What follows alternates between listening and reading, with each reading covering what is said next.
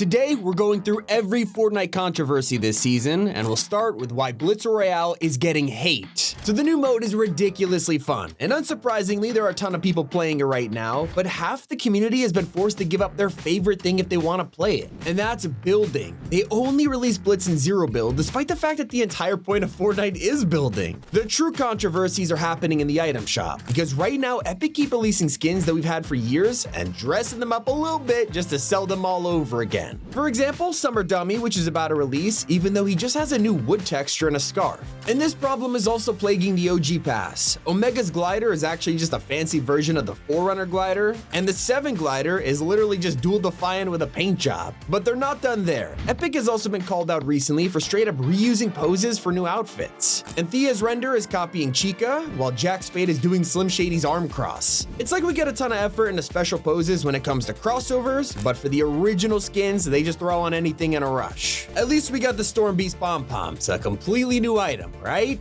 Well, they were in game, but after just a few days, they got deleted. It turns out Epic released them with a huge bug and had to take them out to fix it. Right now, we have no idea when or if they'll even return. Some controversies, I'll admit, are caused by fans jumping on the hate train a little too early. This happened when leakers revealed that Daft Punk could be the next festival artist, and when it turned out to be Deadmau5 instead, people were not happy about it. In fact, the community caused a ton of backlash with this reveal, even though Daft Punk was just a rumor and not even confirmed by Epic. Then it got even worse when fans realized they started a controversy too early again, because Deadmau5 wasn't even the artist. It turned out to be Bruno Mars, and this fixed a lot of people's disappointment, yet there were still some people pretty upset about the fact that Bruno was already in the game and didn't need to take up a whole season. One thing we could all agree on though is that Epic has been struggling lately with the servers. In recent updates, fans have noticed so much lag in every mode, from creative to BR, Blitz Royale. It's non-stop stuttering, rubber banding, input delay, not being able to matchmake, the list goes on. And Epic has even been messing up their own schedule. Lately, we've seen them accidentally drop so many unreleased items early, like the Hollow Twister, the Squid Game SMG, and then even the Surf Cube showed up, which was not meant to be there. And fans are also upset that Fortnite just removed a mode that has been around since Chapter 1. Team Rumble has outlived Battle Lab, Playground, even Arena, so people assumed it would survive Chapter 6. Well, that all changed when Epic dropped a replacement called Training Grounds. Lots of people are upset about this, but it's not a huge deal like Battle Lab was, because true fans of Team Rumble stopped playing years ago. Epic changed up the mode a ton back in Chapter 2, causing people to leave it anyway, although instead of fixing it, fans are sad it just got scrapped entirely. It also just feels like the end of an era, so hopefully you'll have an easier way to grind quests in the future. Another thing that needs to get fixed is vending machines. It has been almost an entire month since Season 3 came out, and Reload is still suffering from broken vending machines. Luckily, with the Squid Game update, I think these will be fixed, but it's kind of crazy it took this long.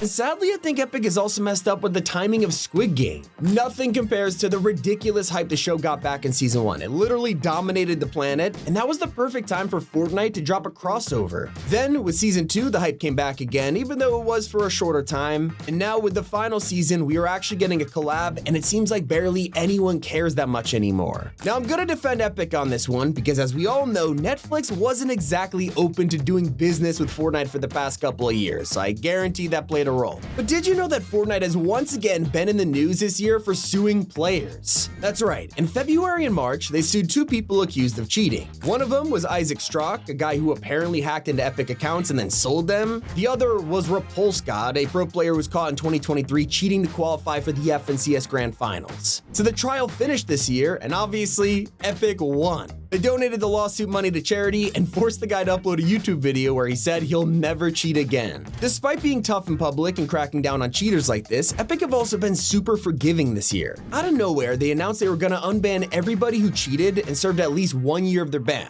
I still don't know if this will turn out to be a huge mistake or not, but only time will tell. Although I think it's time we address probably the most controversial season Fortnite has added in years. Because on day 1 of Star Wars coming out, so many people were excited to play a collab season that wasn't just Marvel or remixed OG, and they quickly realized they didn't like it. After a few days, Fortnite fans were disappointed with the entire loot pool getting replaced by blasters. If you didn't like Star Wars, you were basically just gonna have to log off for a month. As for the Star Wars fans, they also had complaints with reused items from previous events, no lightsaber pickaxes, and blasters being the only good weapon. This caused Fortnite's player count to dip to very low levels, at least in comparison to other seasons because of the backlash. Players just weren't having fun after a while, and you could tell Fortnite wanted to move on quickly. Like, they wanted to start the next season so bad, they did it immediately after the live event. The second Galactic Battle ended, we only had a few hours before Season 3 was live. It even went up earlier than Fortnite's own countdown. Usually players take a day off work to get in there or set alarms knowing they have time to digest the live event and get excited for the new season. But no, not this time. I'm sure some people loved it, but a majority of the fan base, especially international players, had to stay up until early hours in the morning or change their plans to be there when the season dropped. It was a lot. Moving on, did you know that Fortnite is suffering from shrinkflation? And you probably didn't even notice. In the background, item shops have become more likely to have no backbling included for the same price. Outfits like Skillet, Takumi of the Tides, and Arcana all come with no backbling but are full priced. The worst of all is the Barkington Dog set, which has 4 separate backblings and pickaxes, but they're all sold separately when they could have just been edit styles. This has even been affecting crossovers like Cowboy Bebop, which charge $1,500 per skin, and then you can buy the backblings for an extra $300 each. Many fans are just not appreciating it. Fortnite also decided to wake up this year and ditch their corporate social media. More and more, we're seeing them transform from formal posts online to tweets like, "Chill with the foot pics, please stomp on me Godzilla," and "Everyone loves a big pickle, hey yo wait." In fact, when Clix got his own Icon series outfit, they straight up said, "You don't want to be on the receiving end of a soggy snap." Or maybe you do. I don't know, Fortnite, you gotta calm down, you're gonna get in trouble.